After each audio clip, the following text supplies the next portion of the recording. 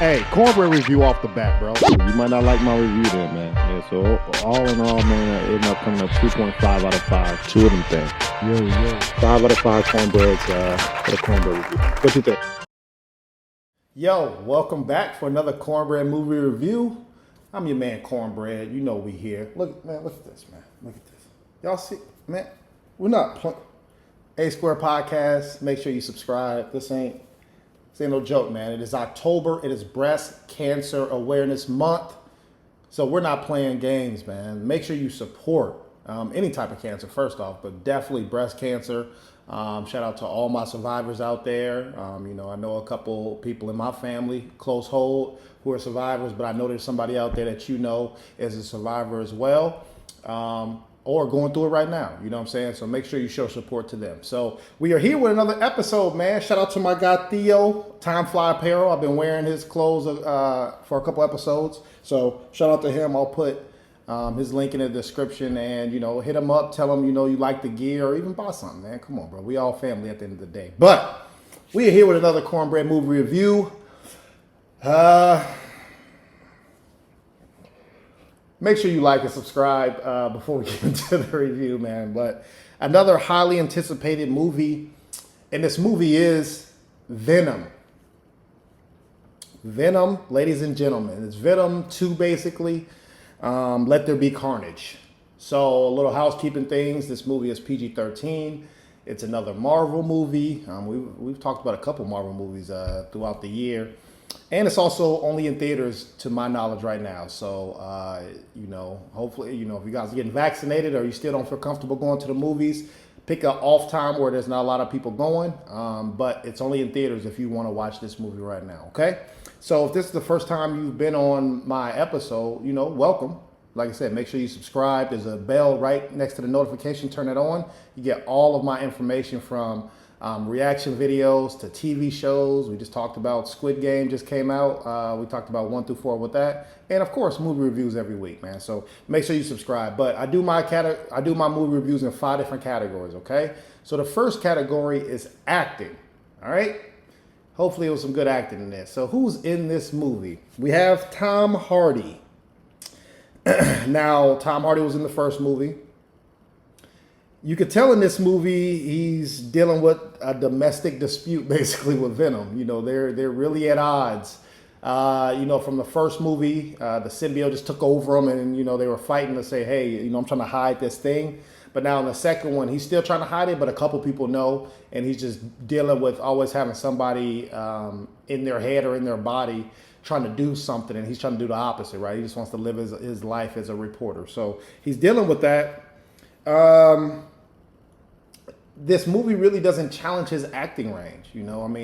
Throughout the whole movie, he's talking to himself or a fictitious, before they edit everything, a fictitious object. And then that's really it, right? He's not really sad, happy. He doesn't really deal with any trauma, because Venom helps him deal with all the bad guys that come out, right? So this did not really challenge his acting range that I've seen him in. I've seen this man in Warrior, phenomenal movie.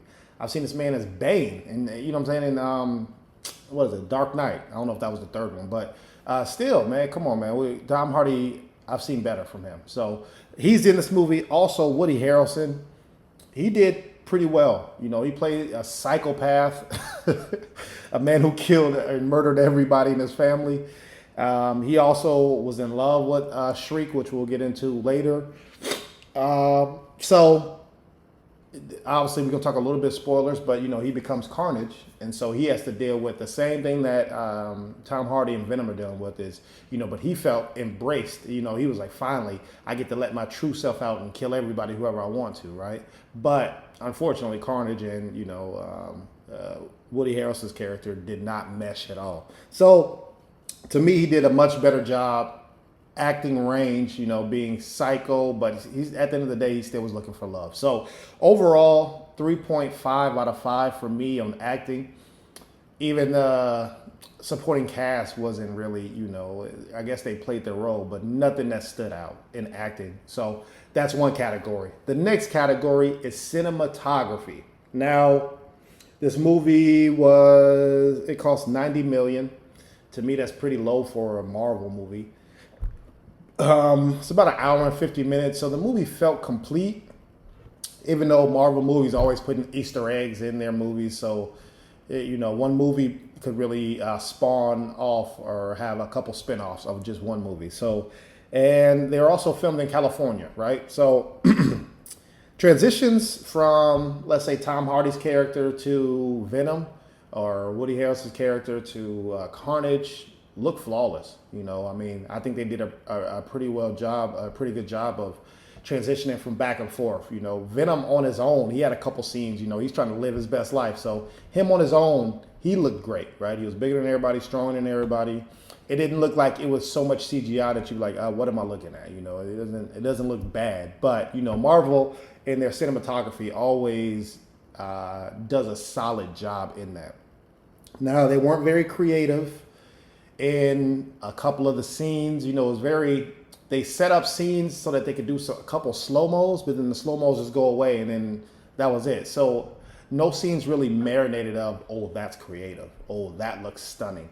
They did a little storytelling part that I really liked. That's kind of how they get me. That was a little creative, but other than that, it was just very blah for Marvel. So overall, it gets a 3.5 out of 5 for me too. They did a good job with Carnage. Carnage looked scary. He looked like a pit bull off his leash, man. With all of his daggers, and we'll get into some more things that he did. But Carnage looked good. Venom looked good. But at the end of the day, it didn't really wow me in the cinematography category. So 3.5 out of 5 for me in that category. All right. Next category, storytelling. Now, the beginning of the movie starts out in 1996. It gives the background of Woody Harrelson's character. He basically killed everybody, and they sent him to prison. And then Shriek, she was mutating. So we'll get into what my knowledge is or what I think about that. But she was mutating, so he falls in love with this character. Her name is Shriek. But then they take her away, right? So that's the premise of how Carnage, kind of the love story that goes on in between this. Now, the issue that I have is, number one, they disrespected Venom, bro. Disrespecting Venom. Come on, bro. You just created Carnage, and he's automatically bigger, stronger than Carnage, but Venom has no moves or nothing. Like, all he does is bites people's heads off, but that's it. Like, he doesn't have any special moves, but Carnage has 90 special moves. Come on, bro. Like, that doesn't even make sense. And the storytelling of this, right? So you have a person who has been sitting in the same cell for 25 years, and they're looking for people that he's killed, looking for different clues. He's literally sitting next door to a room that has all these clues, and nobody checks it out. Nobody solves it. Nobody even knows that this is there, right? But come on, man. We got to do better in storytelling and stretching. And then you have Tom Hardy's character magically finding a random tree where somebody might be placed. Like, doesn't make sense. Stop it. Storytelling, you could tell that was the afterthought of this movie. They just wanted it to look good, and it's Venom. Hey, people gonna come watch it. Also, a thing that bothered me was you have, this is LA, bro. Have y'all ever been to LA? Come on, man. It's what is it, #1 city in the world? Or at least in the US, LA and New York. Have you ever been to LA? There's no way how you could have one person go to break in somebody's house, and then immediately they're at the next thing. They're at the next, like, there's no, like, time is not an essence of this movie. It was very sped up. Like, they had to get somewhere, very rushed. And it wasn't like it was a good, like, oh, I'm on the edge of my seat, like I'm on pace. I'm like, why are we going so fast? Slow down, do some more storytelling. How did we get here? And I had a problem with that. So I did not like that. Another thing is they did, certain scenes did follow the comic book story. So I do like that. Obviously, Carnage is Venom's son, and Venom, I guess, had a son too, so they'll probably get to that in the future, who that is. A lot of Easter eggs, they always do that. Marvel does that. But those are the only bright spots in this movie for storytelling. They always got to put Easter eggs in.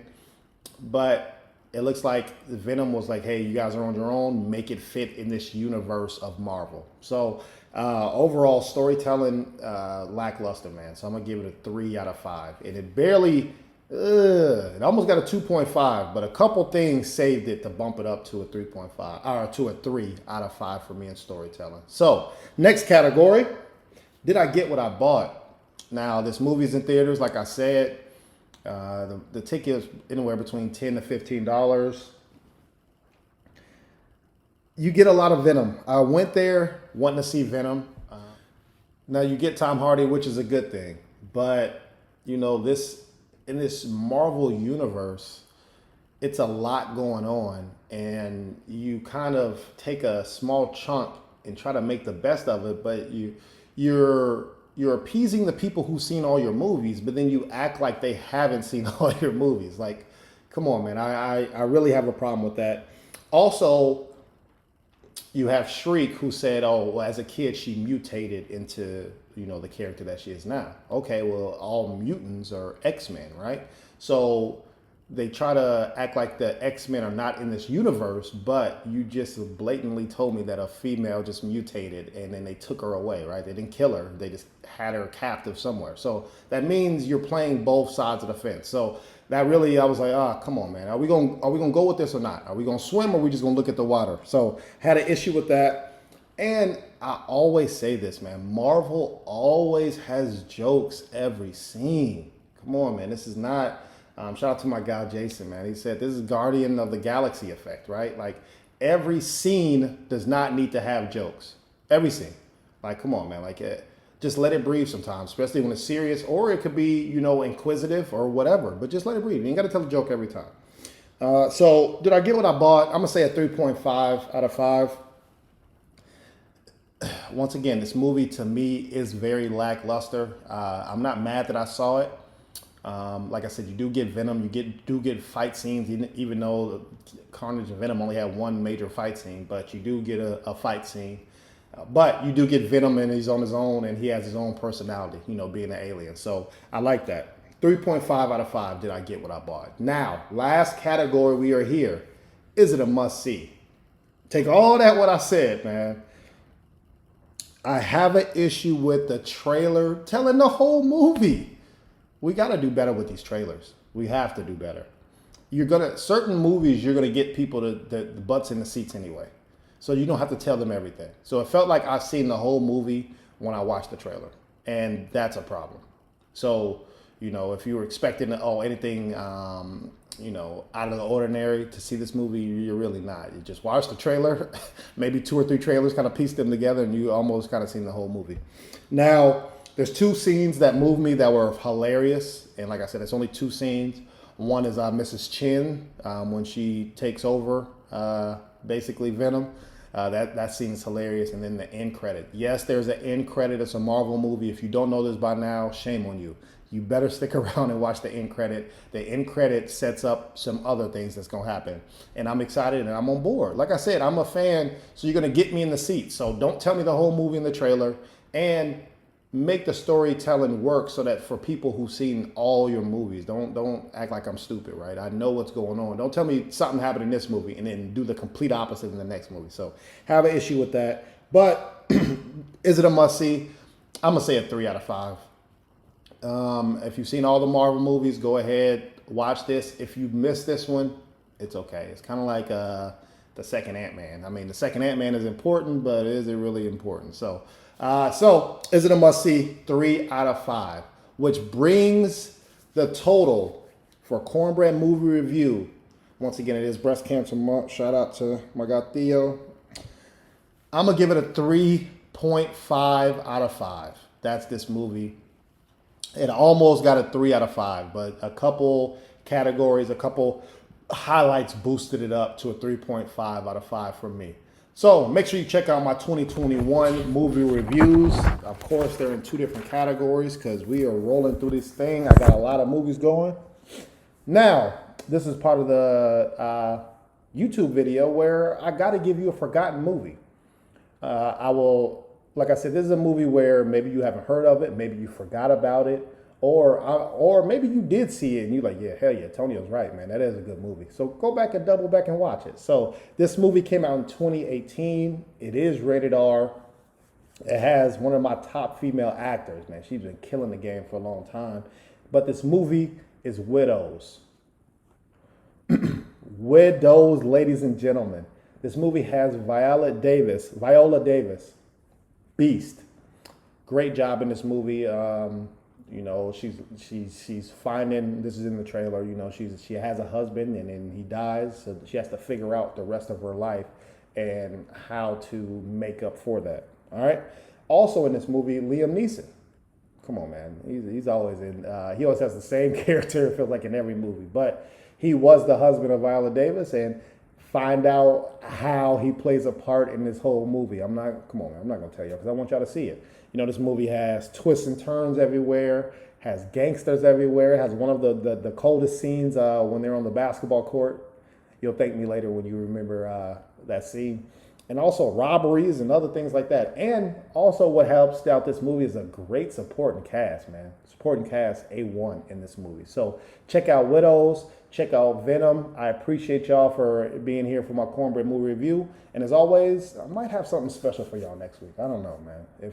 We'll see. Make sure you like the video. But I love y'all and I'll holler at y'all again next time. Peace.